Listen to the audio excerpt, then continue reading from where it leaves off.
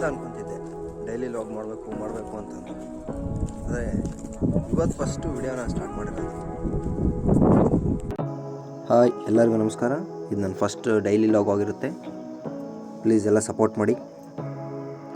ಇವತ್ತಿನ ಡೇನ ಸ್ಟಾರ್ಟ್ ಮಾಡೋಣ ಬನ್ನಿ.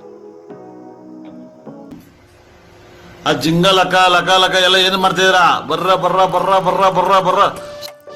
ನಾನು ಡೈಲಿ 6 ಗಂಟೆಗೆ ಎದ್ದೇಳ್ತಿದ್ದೆ, ಆದರೆ ಇವತ್ತು ಕೂಡ 6 ಗಂಟೆಗೆ ಎದ್ದಿದ್ದು. ದೇವ್ರು ನಿನ್ಗೆ ಒಳ್ಳೇದು ಮಾಡ್ತದ. ಎದ್ದು ಹೊರಗೆ ಬಂದು ನೋಡಿದರೆ ನಮ್ಮ ಮೇಕೆ ಹಸುಗಳೆಲ್ಲ ಈ ರೀತಿ ಸೆಗಣಿ ಹಾಕ್ಕೊಂಡು ಗಂಜು ಹಾಕ್ಕೊಂಡು ಗಲೀಜು ಮಾಡ್ಕೊಂಬಿಟ್ಟಿದ್ದು. ಆಯಿತು ಬಿಡು, ನಾವೆಲ್ಲ ಕ್ಲೀನ್ ಮಾಡೋದು ಅಂತಂದು ಕೆಲಸ ಸ್ಟಾರ್ಟ್ ಮಾಡಿಕೊಂಡೆ. ಅಷ್ಟೊತ್ತಿಗೆ ಅಮ್ಮ ಸೆಗಣಿ ಬೇಕು ಅಂತ ಹೇಳ್ತು ನೆಲ ಸಾರ್ಸೋಕ್ಕೆ. ಸೆಗಣಿ ಎಲ್ಲ ಒಂದು ಟಬ್ಬಲ್ಲಿ ಹಾಕ್ಬಿಟ್ಟು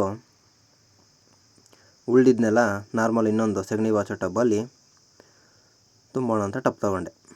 ಅಷ್ಟೊತ್ತಿಗೆ ಅಮ್ಮ ಬಂದು ಟಬ್ ತಗೊಂಡು ಸೆಗಣಿ ಸಾರ್ಸೋಕ್ಕೆ.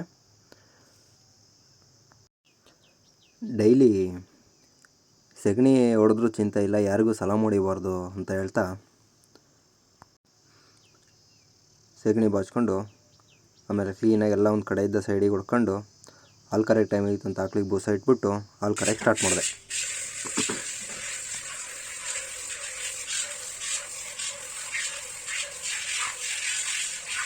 ಈ ಹಾಲು ಕರೆಯೋ ಶಬ್ದ ಕೇಳಿಸ್ಕೊಳೋಕ್ಕೆ ಒಂಥರ ಐತಾ ಅಲ್ವಾ ಕಿವಿಗಳಿಗೆ. ಯಾರ ಮನೇಲಿ ಹಸುಗಳಿರ್ತಾವೋ ಅವ್ರಿಗೆ ಗೊತ್ತಿರುತ್ತೆ ಆ ಫೀಲ್ ಹೇಗಿರುತ್ತೆ ಅಂತಂದು ಹಾಲು ಕರೆಯೋದು. ಹಾಲೆಲ್ಲ ಕರೆದು ಮುಗಿಸಿ ಒಂದೊಂದಾಗಿ ಹಸುಗಳನ್ನೆಲ್ಲ ಹೊರಗೆ ಕಟ್ಟಾಕಿ ನಮ್ಮ ಮೇಕೆ ಮರಿಗಳಿಗೆ ಗೋಧಿ ಹಿಟ್ಟೆ, ಅಂದರೆ ಇವು ಆರೋಗ್ಯವಾಗಿ ಚೆನ್ನಾಗಿ ತೂಕ ಬರಲಿ ಅಂತ ನೆನೆಸಿರ್ತಕ್ಕಂಥ ಗೋಧಿ, ಇವನು ಚೆನ್ನಾಗಿ ಕೂಡ ತಿಂತವೆ. ಯಾರಾದರೂ ಮೇಕೆ ಸಾಕಿದರೆ ಮೇಕೆ ಮರಿಗಳಿಗೆ ಇದನ್ನ ಟ್ರೈ ಮಾಡಿರಿ.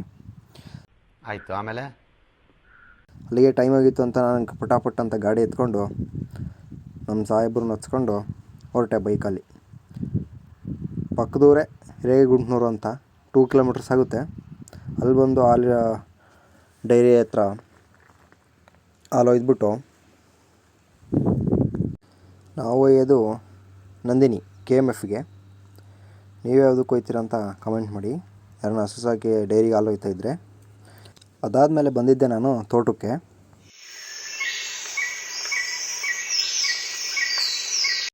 ಒಂದು ರೌಂಡ್ ತೋಟನಲ್ಲಿ ಅಡ್ಡಾಡ್ಕೊಂಡಿದ್ದಕ್ಕೆ ಇಷ್ಟು ಕಾಯಿ ಕೊಬ್ಬರಿ ಅವು ಸಿಕ್ಕು. Congratulation brother. ಅವನ್ನೆಲ್ಲ ತಗೊಂಡು ಮತ್ತು ಇನ್ನೊಂದು ಜಮೀನು ಅಂದರೆ ಹೊಲದ ಕಡೆ ಹೊರಟೆ. ನಮ್ಮ ತೋಟದಲ್ಲಿ ಏನು ಹಾಕಿದ್ವಿ ಅಂತಂದರೆ ಅಡಿಕೆ ಮತ್ತು ತೆಂಗಿನ ಮರಗಳನ್ನ ಹಾಕಿವಿ. ಇಂಟರ್ ಕ್ರಾಪಾಗಿ ಯಾವುದಾದ್ರೂ ಬೆಳೆ ಇದ್ದರೆ ಹೇಳಿ, ಹಾಕೋಣ, ಟ್ರೈ ಮಾಡ್ತೀನಿ. ನಾನು ಡೈಲಿ ಹಾಲು ಕೊಟ್ಬಿಟ್ಟು ಒಂದೇ ರೂಟಲ್ಲೇ ತೋಟ ಹೊಲ ಇರೋದ್ರಿಂದ ಫಸ್ಟ್ ತೋಟಕ್ಕೆ ಹೋಗ್ಬಿಟ್ಟು ಆಮೇಲೆ ಹೊಲಕ್ಕೆ ಬಂದುಬಿಟ್ಟು ಕೆಲಸ ಏನಾದರೂ ಇದ್ದರೆ ಮುಗಿಸ್ಕೊಂಡು ಮನೆಗೆ ಹೋಗ್ತೀನಿ. ಅಬ್ಬಬ್ಬಬ್ಬ ಲ್ಯಾಟ್ರಿ. ಇದು ನಮ್ಮ ಹೊಲ. ಇಲ್ಲೂ ಕೂಡ 1 ಎಕರೆ ಅಷ್ಟು ಅಡಿಕೆ ಗಿಡಗಳನ್ನ ಈ ವರ್ಷ ನಾಟಿ ಮಾಡಿದ್ದೀವಿ. ಇವು ಹೋದ ವರ್ಷ ಚಿಂತಾಮಣಿ ಅಂತ ಚೆಂಡು ಬರ್ತವೆ, ಅವನ್ನ ಹಾಕಿದ್ವಿ. ಅವನ್ನೊಂದು ಸ್ವಲ್ಪ ಕ್ಲೀನಿಂಗ್ ಇತ್ತು, ಕಿತ್ತೆಲ್ಲ ಗುಡ್ಡೆ ಹಾಕಿ ಕ್ಲೀನಿಂಗ್ ಇತ್ತು, ಅದಕ್ಕೋಸ್ಕರ ಕಿತ್ತು. ಅದಾದಮೇಲೆ ನಾವು ಮೇಕೆ ಸಾಕಿದ್ದೀವಲ್ಲ, ಅದಕ್ಕೊಂದು ಸ್ವಲ್ಪ ಹಸೆದು ಚಿಕ್ಕದು ಮುಳ್ಸಜ್ಜೆ ಅಂತ ಬರುತ್ತೆ ನಮ್ಮ ಕಡೆ, ಅದನ್ನಾದರೆ ಚೆನ್ನಾಗಿ ತಿಂತವೆ. ಅದನ್ನ ಕೊಯ್ಕೊಂಬರೋಣ ಅಂತ ಅಡಿಕೆ ಗಿಡದಲ್ಲಿ ಅಲ್ಲಲ್ಲಿರುತ್ತಲ್ಲ ಗುಣೆಗೂ ಕ್ಲೀನಾಗುತ್ತೆ, ಮೇಕೆಗೂ ಮೇವಾಗುತ್ತೆ ಅಂತ ಕೊಯ್ಯೋಕ್ಕೆ ಸ್ಟಾರ್ಟ್ ಮಾಡಿದೆ. ಇಲ್ಲಿ ಕಾಣ್ತಿರ್ತಕ್ಕಂಥ ಅಡಿಕೆ ಗಿಡಗಳು ಈಗ 8 ತಿಂಗಳಾಗಿದ್ದಾವೆ, ತುಂಬ ಚೆನ್ನಾಗಿ ಬಂದಿದ್ದಾವೆ. ಮೇಕೆಗೆಲ್ಲ ಮೇವು ಕೊಯ್ಕೊಂಡಿದ್ದಾಯಿತು. ಅದನ್ನ ಹೊರಗೆ ಕಟ್ಕೊಂಡು ಪಿಂಡಿ ಹೋಗಿ ಆಕಳಿಗೆ ಇವಾಗ ನೇಪಿಯರ್ ಕೊಯ್ಬೇಕು. ನಾನು ಹಾಕಿರ್ತಕ್ಕಂಥದ್ದು ಆಕಳಿಗೆ ಮೇವು red Napier and green Napier. ಇದರಲ್ಲಿ ಹಾಲು ತುಂಬ ಚೆನ್ನಾಗಿ ಬರುತ್ತೆ ಅಂತ ನಾನು ಕೇಳ್ಪಟ್ಟಿದ್ದೆ, ಹಂಗಾಗಿ ಇದನ್ನೇ ಹಾಕಿದೆ. ನೋಡಿ ಯಾವ ರೀತಿ ಬೆಳೆದಿದೆ ಅಂತ ನೀವು ನೋಡ್ಬೋದು. ಇದೆ ಬರೀ 2ನೇ ಕಟಿಂಗ್ ಇದು ಅಷ್ಟೇ. ಹಾಗೆ ಕರೆಂಟ್ ಬಂದಿತ್ತು ಅಂತ ಮೋಟ್ರ್ ಚಾಲು ಮಾಡಿ ಸೆಪ್ಪೆಗೆ ಪೈಪ್ ಹಾಕ್ಬಿಟ್ಟು ನಾನು ಕೊಯ್ದಿರ್ತಕ್ಕಂಥ ನೇಪಿಯರ್ನ ಕಟ್ ಮಾಡ್ತಾಯಿದ್ದೆ. ಯಾಕಂತಂದರೆ ರೋಡ್ ತುಂಬ ಸುಮ್ಮನೆ ಇದೇ ಉದ್ದ ಆಗ್ಬಿಡುತ್ತೆ ಅಂತಂದು. ಕಟ್ಟಾದಮೇಲೆ ಪೆಂಡಿ ಕಟ್ಕೊಂಡು ಹೊತ್ಕೊಂಡು ಹೋಗೋದೇ ಒಂದು ದೊಡ್ಡ ಸಮಸ್ಯೆ.